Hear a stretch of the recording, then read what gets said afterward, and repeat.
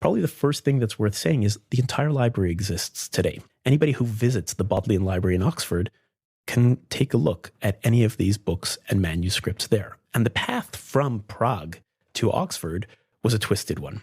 An almost 100-year history, mostly of neglect and disinterest. The Oppenheim family's fortunes waned after the 1730s. They often looked to the library as a way to ameliorate their great debt. And the way that they tried to sell this collection, and the fact that they couldn't find buyers for most of the 18th and into the 19th century, also, I think, tells us about shifting Jewish cultural and political priorities. That's not to say that great evaluators didn't think that this was a very important library. Moses Mendelssohn visited the collection and assessed it at being worth somewhere between 50 and 60,000 Reichstaler. But nobody appeared to want it. There was no sort of central Jewish political and economic authority that wanted to lay claim to this collection in the name of Jews everywhere.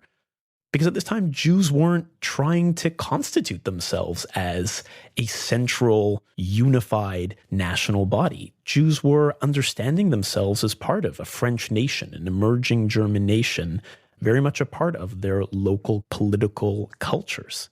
And so for that reason, it almost makes sense that the books were regularly prepared for auction and that those auctions of the collection as a whole tended not to work. And it was really only when the collection was put up for auction in 1826 in Hamburg that it was discovered, if you will, by an agent of the Bodleian Library at Oxford who was authorized to make a bid for the collection as a whole.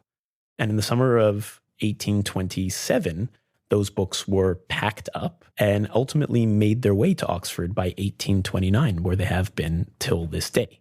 And the fact that the Bodleian Libraries, rather than a self-identified Jewish collection, took them up, I think tells us about different cultural and even political priorities during this time.